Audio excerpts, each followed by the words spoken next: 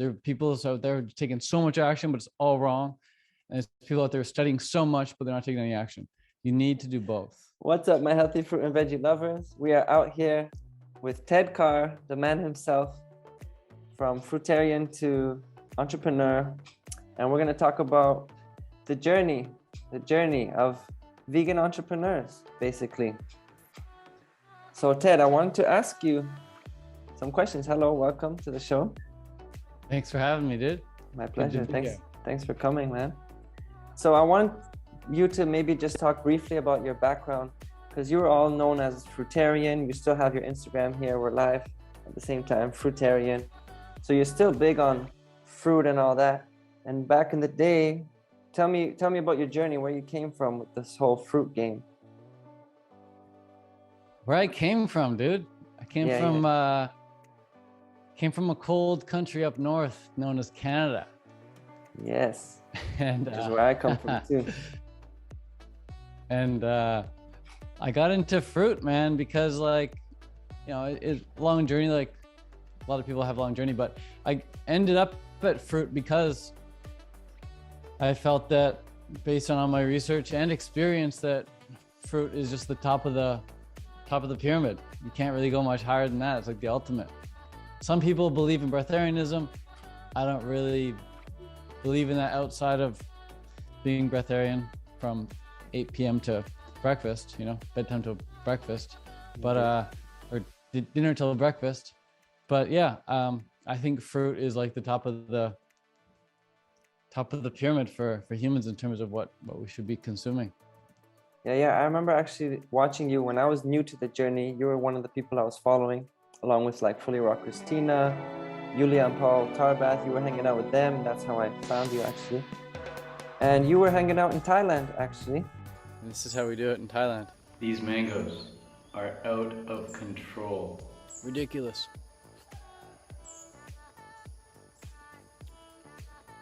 The fact that this is legal is crazy, man. How have they not illegalized these things yet?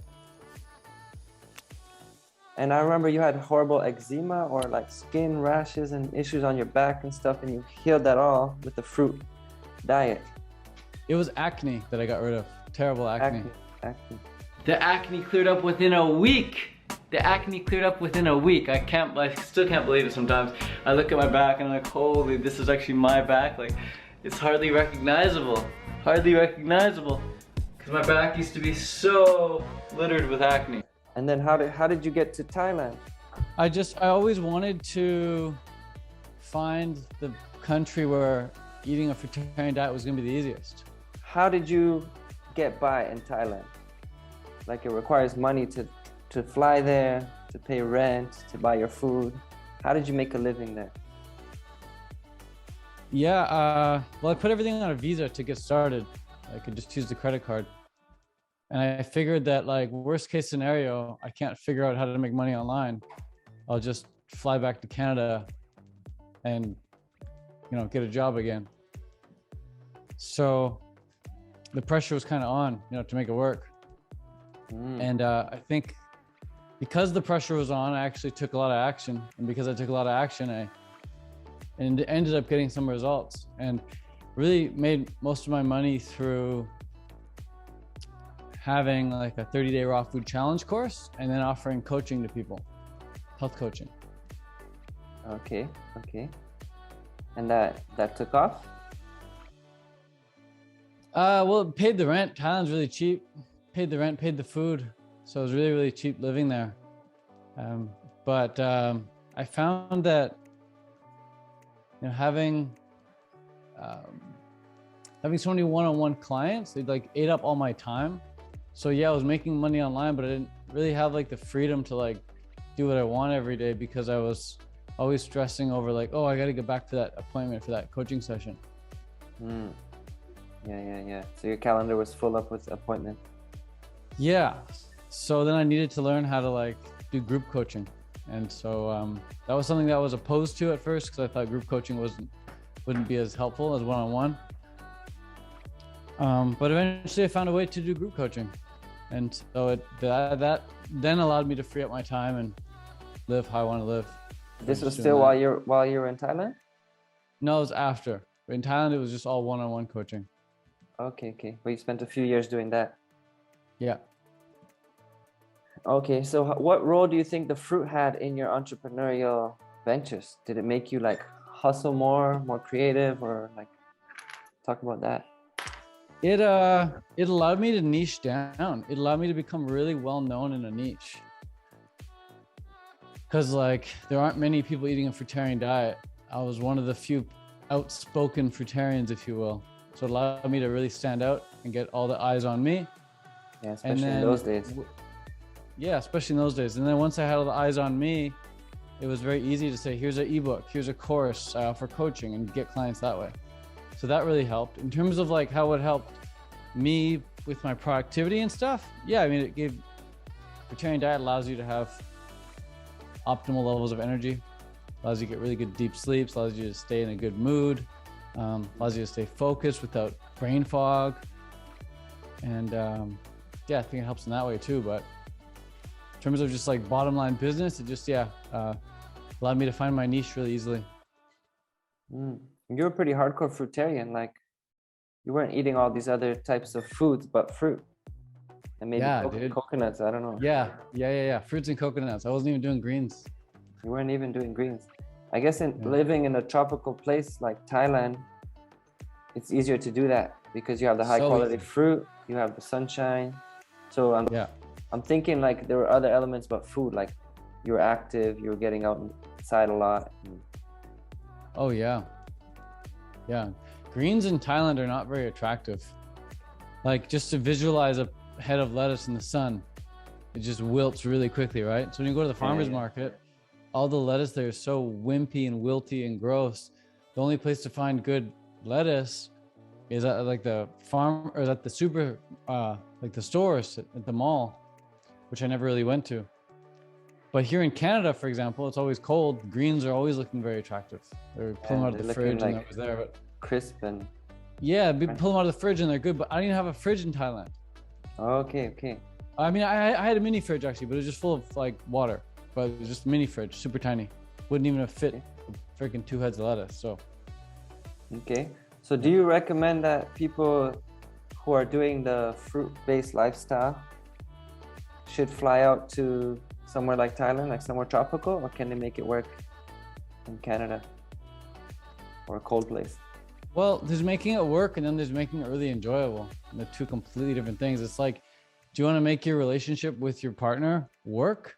Or do you want to make your relationship with your partner like the best ever? Right? Like making it work is just kind of like getting by. But making it amazing, it's a whole nother conversation. It's like a whole nother life. Right? So, there's pros and cons to Thailand specifically. They do have a lot of fruit and it is really cheap. But some of the drawbacks are like the air quality is really, really bad in Thailand. Oh, yeah. And and there's just certain... another thing I didn't like about Thailand, in addition to the air quality, was just how often I had to like renew my visa. Now they kept changing the rules and laws with the visa and the policies with the visa. And you have to like fly out every few months just to get renewed and come back. And it was really annoying doing that. Whereas somewhere like Hawaii, for example, air is much cleaner there, a bit more clear-cut rules in terms of how long you can stay and all that. So I really like Hawaii for living on a fruit diet. A bit more expensive, but it's really, really nice. Yeah, I really want to check out Hawaii. So then tell me, why are you back in Canada these last few years? If you could be somewhere like Hawaii. No one can go anywhere, bro, past few years. No, but even before the pandemic, you were back home for a while. Not very long. I had like just come back and that was like the summer I was about to go do all my trips like I do every summer. And then COVID came. Okay. So I've only been stuck in Canada for a while, but yeah, Canadians weren't even allowed to leave the country, let alone leave the province. We couldn't like fly out anywhere within Canada, let alone out of Canada. So that rule's like just slowly changing right now as of April 6th or whatever right now. But I'd like to get out and traveling, but I like Canada. It's really nice now that I've been like forced to stay here. I found ways of making raw work. I've been fully raw now for a while, loving it. Oh, you have? And yeah, can't you tell the glow, dude? Yeah. And keeping it simple, man. Like, I have a nice big fruit smoothie every morning. I have a nice big salad every evening, and that's it. Nice. Simple. Okay. So Yeah, simple. Yeah, I like that. Simplicity works. So let's bring it back to entrepreneurship. You went a while using some cooked foods, being back in Canada. So why did you do that if you can make fully raw work? Because you were saying something about your entrepreneurship. It wasn't a priority. You were more focused on the entrepreneurship, if I understand correctly. Yeah, when I first got back into cooked food after 10 years raw, and I made like posts about it, videos about it, talking about why I was doing it. I was getting into cooked food because up until that point, I had never really been a cooked vegan before. As soon as I went vegan, like within just a few months, I went fruitarian. So I never got to experience what being a cooked vegan was like. And I thought maybe being a cooked vegan would allow me to build muscle a lot easier. And I had never really gone into weightlifting much before. I was always doing triathlon, swim, bike, run, hours of cardio every day. And a fruitarian diet really, really helps with hours of cardio. Cooked food wouldn't really help with hours of cardio compared to fruit diet.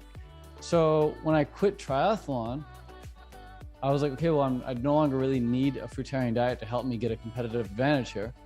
Nor do I need the fruitarian diet to help me clear my acne because it's already gone. So I'm like, why am I doing a fruitarian diet? Why don't I experiment with adding in some cooked food and seeing if that can help me build like my dream body? Because I wanted to have like a big muscular body. And so I really got into focusing on strength training and eating more cooked foods, and I gained a lot of weight very, very quickly, but definitely felt a lot more heavy, a lot more sluggish, a lot more fatigued. Mm-hmm. And only now, like a couple of years later, I'm like, well, maybe I want to get back into full fruit or something, or at least like predominantly raw. Okay. And now you're fully raw. Yeah, and I've been fully raw for a while. And how is that? How's the results with that? Amazing, dude. Like, it reminds me of how I used to feel. Okay, like, good. Yeah, there's I track my sleep with an Oura ring, and it's crazy to see my sleep trends. You can check the trends like month by month, how much time you're spending in bed. And dude, when I was eating cooked food, I was spending like an extra 2 hours in bed every night. Now that I'm on raw, you see the sleep trend. It's like a graph like this. And as soon as I go raw vegan, boom, my sleep time drops. But your quality of sleep is still good. Yeah, I feel great. My energy levels are high. That's amazing. Yeah, my sleep score, because it gives you a score based on like your REM sleep, your restlessness, your deep sleep, how quickly it takes you to fall asleep, a bunch of different metrics to give you a grade on how well your sleep is.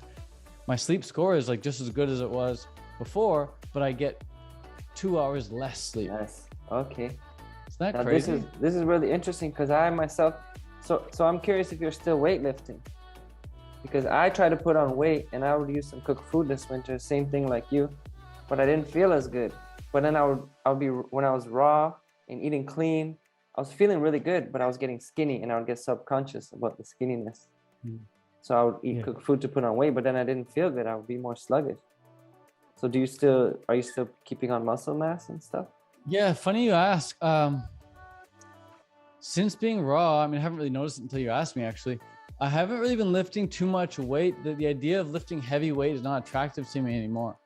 What's more attractive, what I've been doing every single day, is just calisthenics.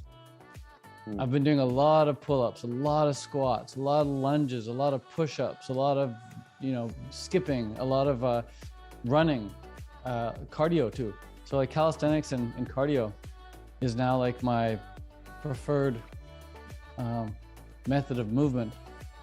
But yeah, the idea of just doing heavy weights is not really attractive to me anymore. Yeah. It's just weird. I just noticed it right now in this conversation though. Oh, cool. I think that's your vibe, like calisthenics and cardio. Yeah. You're not just doing cardio like the ultras. You're not just doing physical weight, whatever. Now you gotta get balance, I think. Yeah. Okay, that's dope. So to bring it on the on the entrepreneur side of things, which you've been really expanding, like you, where are you now? You went from having ebooks, coaching clients, and the 30-day challenges, and now what are you doing? Now I teach people how to do those. I teach people how to create their own ebooks, courses, coaching programs. So yeah, I just turned around and now I teach vegans full time how to get their online businesses up and running. Pretty fun. And that's because you saw the success when you were doing it. It's because people kept asking me to teach them how. Like, I didn't even realize it was a success when I was doing it. In hindsight, it was a success. But at the moment, you know, you think you're never satisfied, right? So in the moment, it's like, oh, I'm only making, you know, $2,500. I'm only making $5,000 a month. Like, it's sure it's something, but it's not like, I know people making much more than that. So at the time, it wasn't really, didn't feel like a success, but people kept asking me to teach them how. So yeah, because if someone's making zero online, you could teach them how to start making money online from doing their passion. Like, they want to learn that. You were doing it for a while, so maybe you took it for granted. You didn't think much of it. Yeah, absolutely. Took it for granted. Yeah. So I just had a couple questions. If you have time, I want to ask you about this. And it's, what would you do if you were to start from scratch, your whole online business stuff? It's a good question. I'd probably, well, knowing what I know now. Yes, exactly. Okay, knowing what I know now, I would do what I teach people to do, which is, I mean, there's like multiple steps involved here, but the first thing I guess I would do is, man, I just did a whole course on this, like going through like exactly what I recommend everyone do. So there's so many different facets to this, but I guess knowing what I know now, I want to give a good answer here. I guess it would just be like, find a problem that I know I can solve. Find like a stressful problem for people that I know I can solve, be it weight loss or whatever, probably that, because that's a big one. And then I would just create an outline, like a step-by-step outline of like all the steps I would have someone do to lose the weight. Right? So here's the problem, and then here's the procedure, here's the process to lose that weight. And then I would start teaching that on YouTube relentlessly. Like every day I'd upload a video on how to lose weight, for example. And I would just start teaching everything in that outline. And then in those videos, I would just let people know, hey, if you want help losing weight, if you want personal private help losing weight, feel free to book a call with me, link in the description. Simple like that, just get the ball going. I think the biggest thing that I didn't do early on was just get started early. I just procrastinated. So I probably just get started with that. Pick a problem and then help people on YouTube for free. Post a link in the description to book a call. Someone books the call, I'd charge them like $1,000 or something a month to work with me. And you'd be coaching them. That would be like the action I would take in terms of like output there. And then the input, I would just study all of the people who are crushing it with their weight loss business, or study coaches who teach people how to make money online with their businesses. Like study every single day, at least an hour or two a day. Okay, awesome. Because the reason most people don't have any money online is because they don't know what the hell to do. You know, so if they're studying, they're learning what to do, and they actually take action on that, then they'll do well. Okay, so then what's the one thing you would recommend someone who's been doing the vegan, fruit-based or whatever, like even any vegan lifestyle, and they've had a transformation in their life, they feel better, now they want to spread this message and they want to start making money online. They want to be entrepreneurs. What's the one recommendation you would give them right now? Just take action and study. A lot of people take a lot of action, but they don't study, so they take wrong action. A lot of people study a lot, but don't take any action. And so they're just sitting on the sidelines. I know both parties there. There are people out there taking so much action, but it's all wrong. And there's people out there studying so much, but they're not taking any action. You need to do both. So you just need to do both. All right, sweet. Well, that's the main things I want to ask you. We're short on time here. If there's anything else I was gonna ask you about like dopamine fasting, because I know you're big on that. So if you have time, you can talk a little bit about how that helps. I've got to you. go. I got to go right now, but we can do a round two. I have an appointment right now. Okay, cool. But we can do a round two sometime. All right, sweet. We'll do a part 2. So thank you Cool, so man. much for joining me, Ted. That was awesome. Cheers, Coops. Peace, dude. All right, much love. Ciao. Peace to you. Later. Later.